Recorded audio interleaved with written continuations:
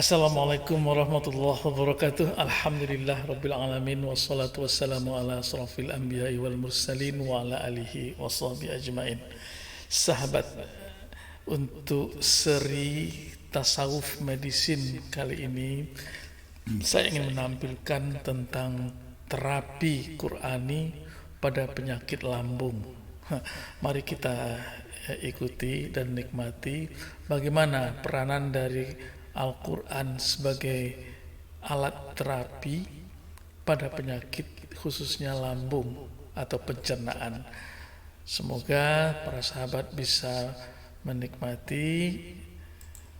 Baiklah, tentang penyakit lambung ini ya. Kita tahu bahwa ini namanya lambung, dan di lambung itu terdapat lapisan dalamnya mukosa ini itu berigi-rigi, lipatan-lipatan seperti ini, yang jelas fungsinya adalah untuk dapat mencerna secara maksimal. Di atas lambung ini ada satu saluran, ini namanya esofagus. Di saluran esofagus ini makanan masuk dari atas kemudian masuk ke dalam, dan kemudian nanti akan dikeluarkan ke usus 12 jari dan selanjutnya ke usus halus yang lain dan akhirnya sampai kepada usus besar. Nah sahabat, terus bagaimana kaitannya dengan penyakit-penyakit yang dikategorikan penyakit rohani atau penyakit yang menyangkut tentang kejiwaan?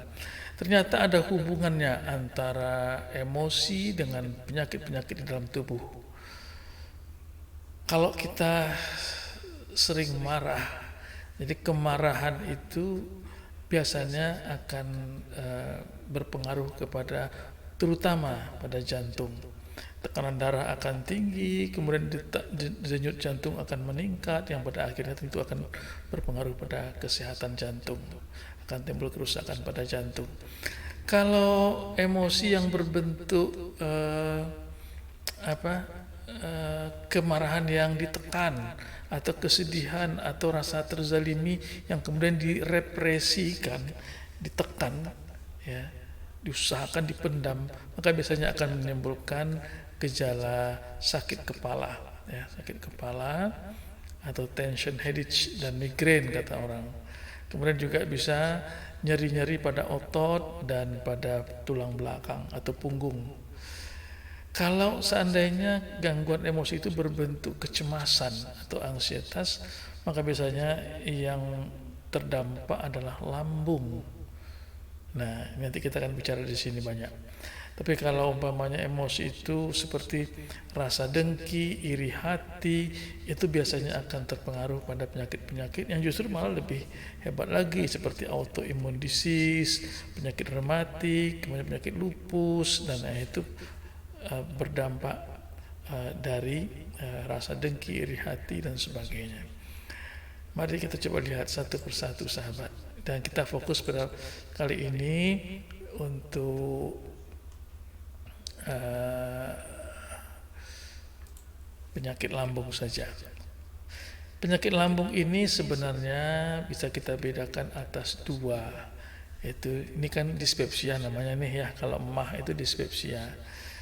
Ada yang bersifat organik, artinya ada kerusakan pada strukturnya, ada kerusakan yang jelas. Dan ada yang bersifat fungsional. Fungsional artinya strukturnya tidak rusak, tetapi fungsinya terganggu. Contoh yang strukturnya rusak itu seperti gastritis, luka lambung, kemudian orang yang kenal sebagai GERD. GERD itu asam lambungnya naik ke atas, refluksnya. Kemudian esofagitis, radang pada pangkal dari lambung ini, esofagus.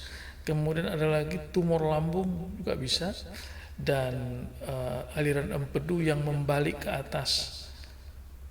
Kemudian ada gastropati, kerusakan pada lambung yang akibat barangkali bisa penyakit liver, bisa karena obat-obatan dan sebagainya. Nah, ini yang struktural. Yang fungsional biasanya adalah dikarenakan oleh asam lambungnya yang kebanyakan.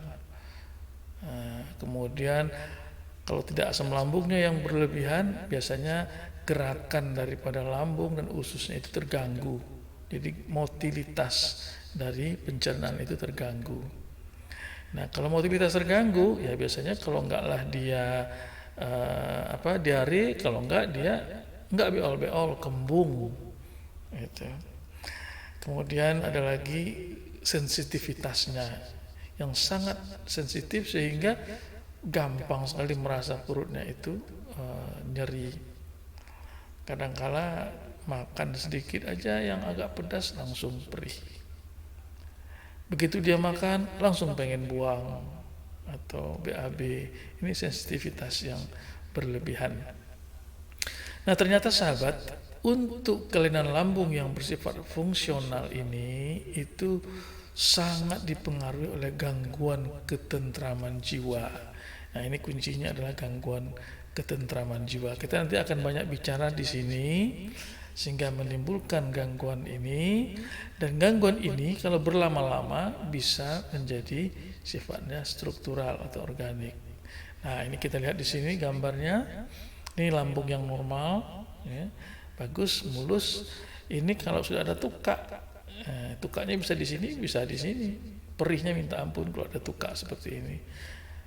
Ini rasa panas ya, dikarenakan asamnya mungkin banyak. Ya. Kemudian panas itu bisa di perutnya, bisa di dada sini terasanya, di esopagusnya. Kemudian ini tukaknya tadi, ya, ini tukak lambung. Nah, ini kalau umpamanya asamnya meningkat banyak, ini asamnya penuh, ini kadang-kadang malah sampai ke atas, dia menimbulkan gelembung udara yang membuat lambung itu terasa kembung penuh.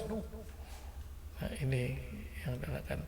Oke, kita balik ke sini tentang gangguan ketentraman jiwa. Ini gambar yang tadi sudah oke. Nah, ini tumor lambung, ya. Tumor lambung yang bisa timbul pada lambung akibat dari baik infeksi maupun tukak lambung. Nah, ini empedu, kandung empedu mengeluarkan empedu. Empedu itu mestinya dari sini dia keluar terus sampai ke usus 12 jari, dia terus ke bawah mestinya nih, ke usus halus yang lain. Tapi pada kondisi tertentu itu aliran empedunya malah membalik ke atas di sini, masuk ke lambung, ini perih loh di sini, dan akhirnya bisa juga naik ke atas ke sini. Nah, ini rasa terbakar perih yang sangat di daerah dada. Nah, ini gastropati tadi ya.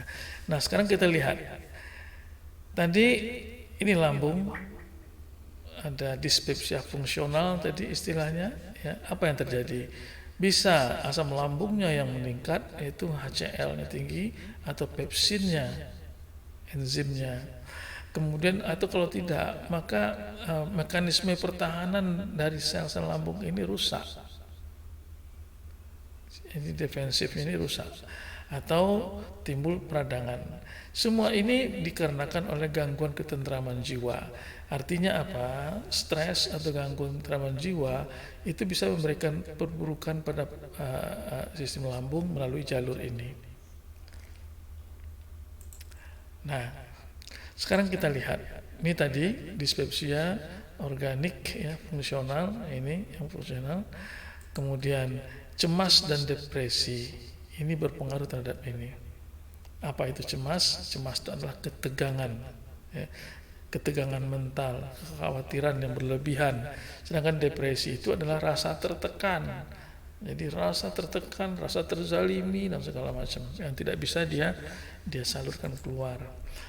Nah, itu semua dikategorikan sebagai gangguan penyesuaian diri. Kategorinya ada ansietas, ada depresi. Ansietas ini cemas, depresi ini rasa tertekan. Ada yang berat, ada yang ringan sedang. Nah, kita berharap terapi Qur'ani itu bisa berperannya maksimal di wilayah ini, kategori ringan dan sedang. Adapun kalau kategori berat bukannya tidak bisa, tetapi ini biasanya sudah ditangani oleh psikiater. Nah, melalui apa? Melalui terapi Qur'ani ini ada dua pola. Pertama, terapi persepsi, yaitu bagaimana merubah pandangan persepsi seseorang tentang persoalan-persoalan yang dia hadapi. Itu terapi persepsi namanya. Yang kedua adalah terapi religi. Terapi religi itu atau dikatakan juga terapi zikir dan doa. Jadi melalui zikir dan doa itu diharapkan bisa berefek langsung pada sistem penyakitnya ini. Nah, kita lihat turunannya. Kalau terapi persepsi ini, ya bagaimana merubah watak, cara berpikir, sikap, perilaku, gaya hidup seseorang, itu bisa melalui bentuk pecahan-pecahan dari terapi Qur'ani tadi. Ada terapi tauhid, ada terapi ikhlas, terapi syukur, terapi ihsan, terapi perlindungan, terapi tawakal, terapi tawadhu, terapi taubat, terapi tasbih, dan terapi asmaul husna. Ini nanti insya Allah satu persatu akan kita jabarkan, kita uraikan bagaimana pengaruhnya terhadap penyakit-penyakit di dalam tubuh. Yang kedua itu terapi religi. Tapi religi ini adalah zikir dan doa. Ada nggak pengaruhnya zikir dan doa kepada penyakit? Ada. Yakinilah ada. Tetapi tentu zikir dan doa yang tidak hanya sekedar dibaca, tetapi harus difahami apa yang kita zikirkan, difahami apa yang kita doakan, kemudian dihayati. Jadi ini mainnya penghayatan. Kalau penghayatan sudah masuk, maka dia akan pelan-pelan menjadi karakter dari orang tersebut. Karakter orang yang berzikir artinya karakter orang yang selalu ingat kepada Tuhan, kepada Allah. Karakter orang yang berdoa adalah orang yang senantiasa pasrah dan meminta bantuan kepada Allah, yang tidak merasa dirinya hebat, besar, sehingga sombong, tetapi dia selalu berdoa. Itu pertanda bahwa dia merasa rendah dibandingkan dengan Allah Subhanahu wa Ta'ala. Kemudian ini nanti akan menjadikan lifestyle-nya, gaya hidupnya, pola hidupnya ya seperti orang yang berzikir dan berdoa itu. Nah, kalau sudah sampai kepada tahap lifestyle inilah baru nanti dia akan berdampak menjadi terapi pada tubuh kita. Sehingga ini bisa mempengaruhi kecemasan dan depresi tadi. Bisa ini kecemasan tereliminir dan depresi juga tereliminir. Itu melalui ini tadi satu, dan melalui yang terapi yang 10 ini. Dua-duanya sama, saling bekerja sama untuk terapi. Nah, ini nantilah baru dia bisa menetralisir asam lambung, kemudian pola gerakan dari lambung itu dinormalkan, sensitivitas lambung itu kembali ke normal, maka ini tentu akan menimbulkan perbaikan, pengobatan, penyembuhan dari penyakit lambung, khususnya dispepsia fungsional. Nah, kalau ini membaik, maka tentu kita harapkan bahwa dia tidak memperberat menjadi kelainan yang sifatnya struktur. Ya, jadi tidak sampai dia kepada kelainan struktural dari lambung. Oke, kemudian kita lihat dalam kehidupan ini pasti ada masalah. Tidak ada yang tidak ada masalah dalam kehidupan. Setiap orang itu punya masalah. Apapun keinginan pasti ada kendala.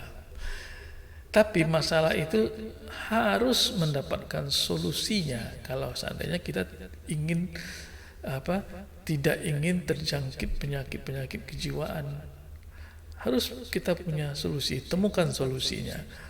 Bagaimana Allah katakan di dalam surat 65 ayat 2-3, "Wa may yattaqillaha yaj'al lahu makhraja," kata Allah. Orang-orang yang bertakwa, nah ini kuncinya adalah orang yang bertakwa.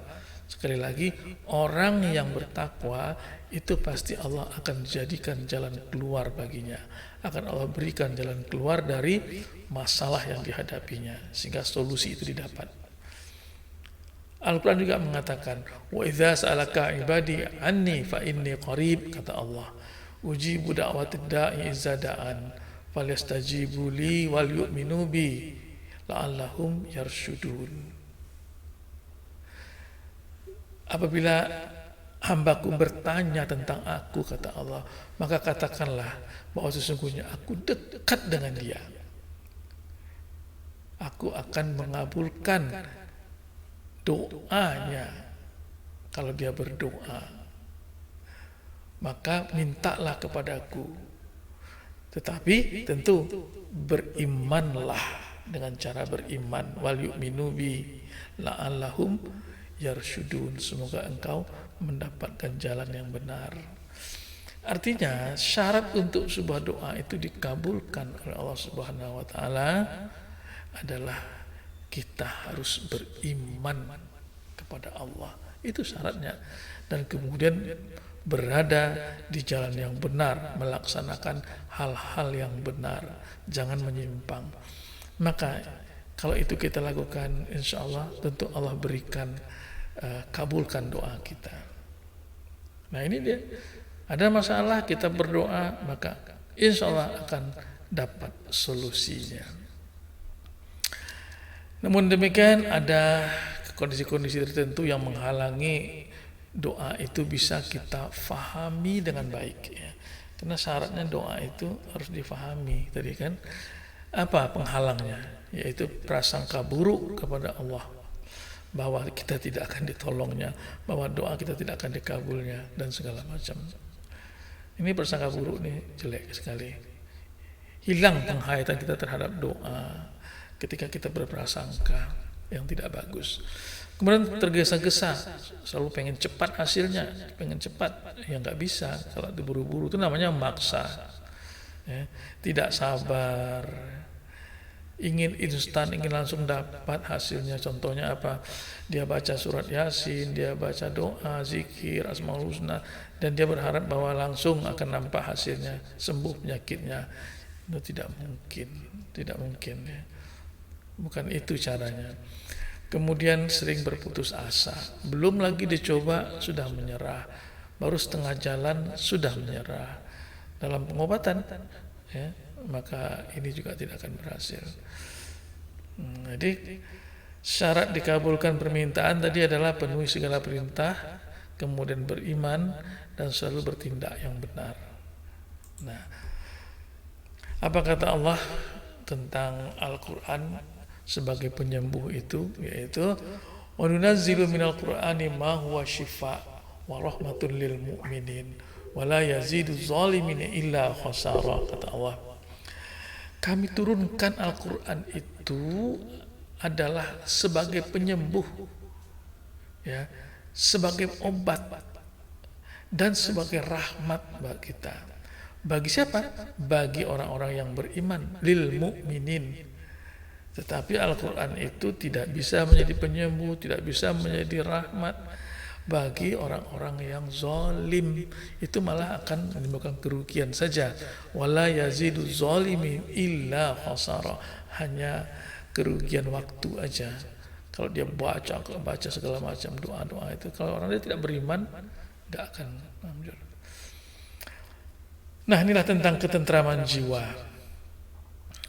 Jiwa yang tentram itu, yang tenang, ya, itu istilahnya di dalam terminologi Islam adalah nafsul mutmainnah. Ya ayuhan nafsul mutmainnah irji'i ila rabbika radiyatan mardiyah, kata Allah. Hai nafsu yang tenang, irji'i ila rabbika radiyatan mardiyah, kembalilah kepada Tuhanmu dengan ridho dan diridhoi. Nah, jadi kalau kita inginkan berpredikat sebagai nafsul mutmainnah, jiwa yang tenang, maka usahakanlah bahwa kita ridho terhadap apapun yang ditetapkan oleh Allah.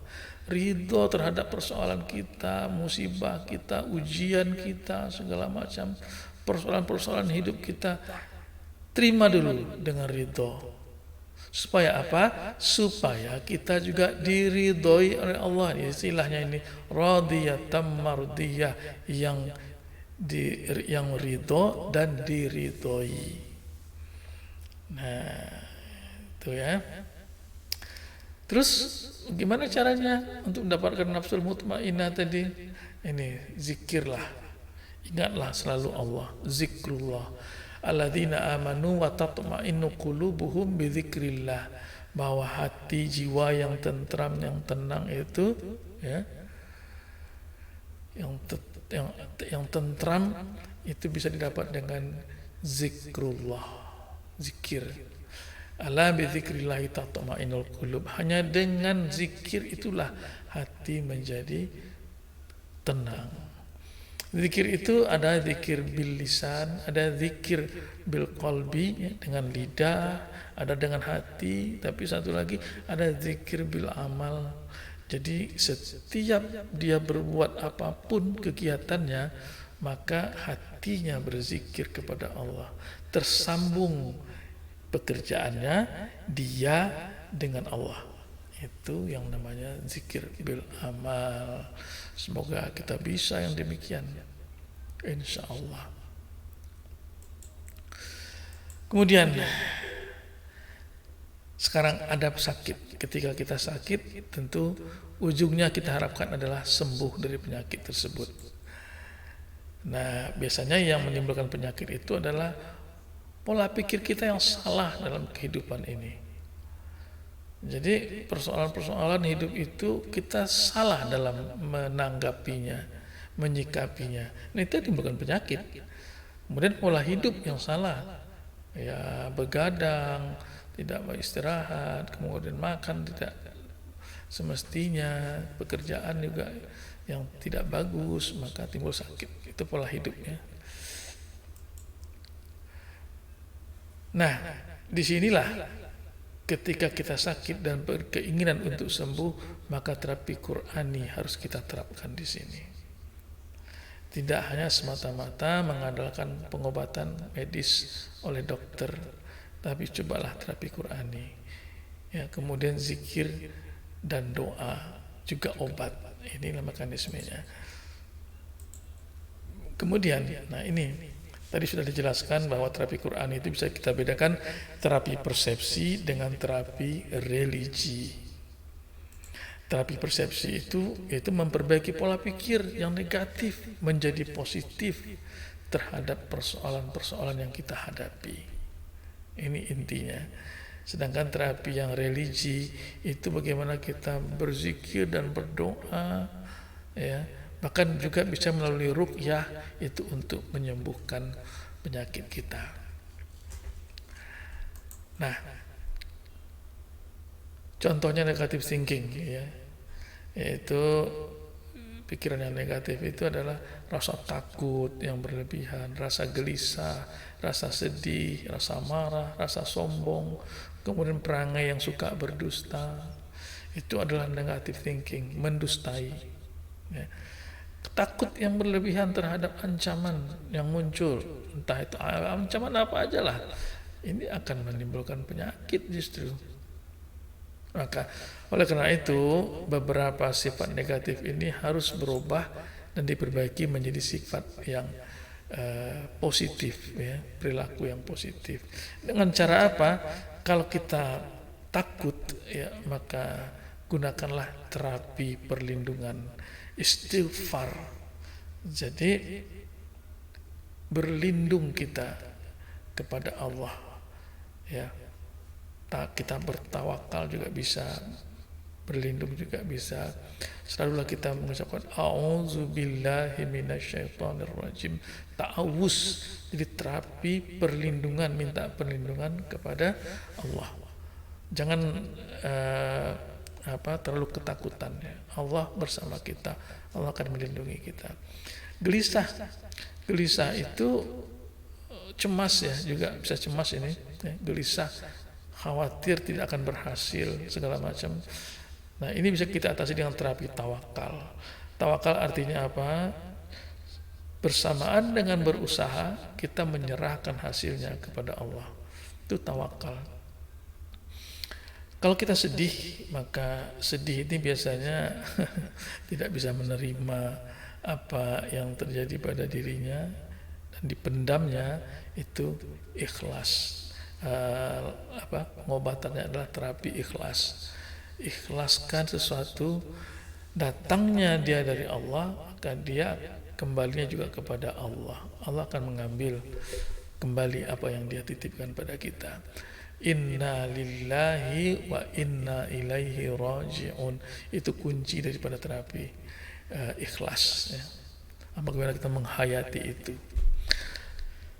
Bisa juga kita marah-marah ketika menghadapkan satu masalah nggak sesuai dengan apa yang kita inginkan, kita marah pada orang lain. Marah ini ya itu sebenarnya adalah wujud daripada rasa sombong kita ya, rasa sombong kita. Hanya orang yang merasa besar, yang merasa hebat yang mau marah-marah. Tapi orang yang tidak merasa sombong, dia biasanya tidak akan marah ya. Maka untuk obatnya adalah kita membiasakan terapi tawadhu, rendah hati. Terapkan selalu kita rendah hati pada siapa saja ya. Kemudian taubat ya, karena sombong inilah penyakit yang sangat dibenci oleh Allah, karena itu watak daripada setan ya. Maka terapinya adalah taubat. Kita selalu beristighfar selalu kepada Allah. Nah, dengan istighfar yang terus menerus seperti itu, maka ini akan bisa hilang ya. Dusta bagaimana? Kalau dusta itu kita sering berbohong ya, baik dusta pada diri sendiri, dusta pada orang lain, maupun dusta kepada Tuhan ya. Terapinya adalah ihsan, terapi ihsan. Artinya kita menghayati seakan-akan Allah itu melihat kita. Jadi kalau Allah melihat kita, menyaksikan semua kegiatan kita, maka pastilah kita tidak mau berbohong. Nah, inilah tameng-tamengnya untuk kita bisa merubah pikiran yang negatif itu menjadi positif. Dan ini yang diharapkan nanti akan memperbaiki pola pikir kita, dan itu akan menimbulkan perbaikan kesehatan kita, penyembuhan terhadap penyakit kita. Nah, ini tadi terapi religi, zikir, doa, dan ruqyah ya. Sebenarnya terapi Qur'ani itu manfaatnya banyak ya. Di samping kesehatan tentu ya, ada ketentraman, kesehatan, keselamatan, keberkahan. Kalau kita terapkan itu secara terus-menerus, kontinu, rutin sepanjang hidup kita. Ya, sepanjang hidup kita. Tidak ada terapi yang hanya cuma satu hari selesai, nggak ada. Itu sepanjang hidup kita. Nah, tadi sudah saya sebutkan ada 10 macam terapi Qur'ani, terapi tauhid, ikhlas, dan sebagainya ini. Saya ambil contoh aja untuk kesempatan ini, adalah contohnya tauhid ya. Apabila seseorang itu di dalam batinnya mengakui akan keberadaan Allah, kekuasaan Allah, keesaan Allah, dan maha iradatnya Allah, maka hatinya akan tentram, tenang ya, bahwa dia bersama Tuhan yang menciptakannya, bahwa semua yang terjadi pada dirinya itu adalah kehendak daripada pemilik segala-galanya. Maka dia sudah mencantolkan sebenarnya beban mentalnya, beban pikirannya, beban emosinya itu kepada kekuasaan Allah. Dia serahkan kepada kuasa Allah. Siapa lagi yang lebih berkuasa ketimbang Allah? Maka dengan begitu dia menjadi ringan. Maka dengan begitu diharapkan bahwa dia juga akan bisa persepsinya menjadi positif terhadap penyakit, dan itu berpengaruh pada penyembuhan penyakit. Ini contoh. Dan yang lain nanti kita akan uraikan secara terpisah satu persatu. Ya. Ini tadi untuk bisa menerapkan ini semua harus melalui tahap-tahapannya, yaitu kita harus pahami apa itu konsep-konsepnya, kemudian menghayati, menginternalisasikan ke dalam diri kita, kemudian merasakan, mengulang lagi terus, kemudian kita baru menikmatinya. Kita nikmat sekali ketika kita melaksanakan terapi tersebut. Dan kalau itu sudah terjadi, maka barulah dia berdampak mengobati penyakit yang diderita. Ya, ini tadi ya, zikir dan doa itu tidak hanya sekedar dibaca saja, tapi difahami, dihayati, kemudian berubah menjadi memperbaiki karakter kita, menjadi karakter dalam diri kita, kemudian membentuk pola hidup atau perilaku hidup. Nah, ini baru dia menjadi terapi.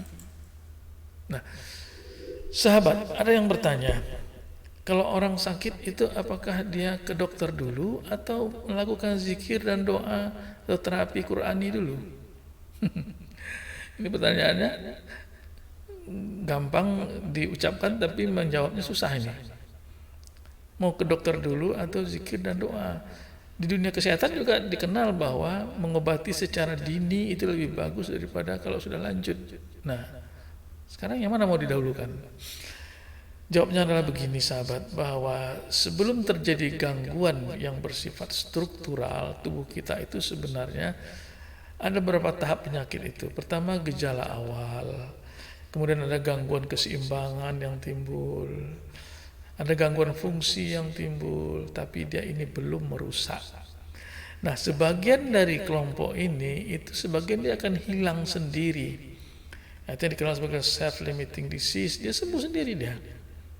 Karena tubuh itu punya sistem memperbaiki sendiri dan punya sistem penyeimbang atau hemostasis. Ya. Nah, kalau ini, mari kita bertanya secara filosofi, bukankah ini berarti Allah sebenarnya sudah membantu kita dengan menghilangkan penyakit itu sendirinya, dengan sendirinya, tanpa diobati? Ya kan? Allah bantu kita untuk hilangkan penyakit ini. Tapi orang banyak tidak sadar itu ada tangan Allah untuk menyembuhkan ini. Maka sebenarnya pada fase ini kita mulailah dengan berzikir dan berdoa, memohon kepada Allah untuk disembuhkan dari penyakit itu ketika gejalanya terasa ringan atau di awal dini. Nah, berarti dengan begitu terjawablah sudah bahwa kalau kita merasakan ada gangguan sedikit dalam tubuh kita, langsung saja kita berzikir dan berdoa. Ya, kemudian kalau memberat tidak membaik, maka kita baru pergi ke dokter. Ini khususnya kalau sudah mengalami gangguan yang sifatnya struktural. Oke. Nah, inilah tadi ini sebagai resume daripada apa tadi yang disampaikan itu, ya, sebagai gambaran menyeluruh lengkap ya. Dan kesimpulannya adalah bahwa dispepsia itu terbagi dua, fungsional dan organik. Dispepsia ini bisa juga diartikan dengan sakit lambung, sakit emah. Orang awam sering mengatakannya sakit emah. Nah, yang fungsional, dispepsia fungsional ini sebagian besar berkaitan dengan gangguan ketentraman jiwa. Ketentraman jiwa. Dan yang fungsional ini bila berlanjut terus akan bisa menjadi penyakit yang struktural. Ketentraman jiwa dapat diperoleh dengan cara dekat dengan Allah. Nah, ingat, kuncinya dekat dengan Allah. Bagaimana langkah untuk bisa dekat dengan Allah itu nanti kita bahas dalam bab yang lain. Terapi Qur'ani itu diyakini dapat mencegah dan mengobati penyakit lambung atau dispepsia. Ya. Terapi Qur'ani terbagi pada terapi persepsi dan terapi zikir dan doa. Kedua-duanya itu saling menguatkan dalam penyembuhan penyakit seseorang atau dalam pemeliharaan kesehatan seseorang. Ada beberapa persyaratan untuk efektifnya pengaruh terapi Qur'ani pada penyakit jasmani. Ya, tadi sudah diceritakan tentang persyaratan-persyaratan kita untuk bisa berdampak pada kesehatan kita. Demikianlah uraian ringkas dari saya tentang terapi Qur'ani terhadap penyakit lambung, khususnya dispepsia fungsional. Terima kasih, semoga bermanfaat bagi kita semua. Fa'tabiru ya ulil absar la'allakum turhamun. Wassalamualaikum warahmatullahi wabarakatuh.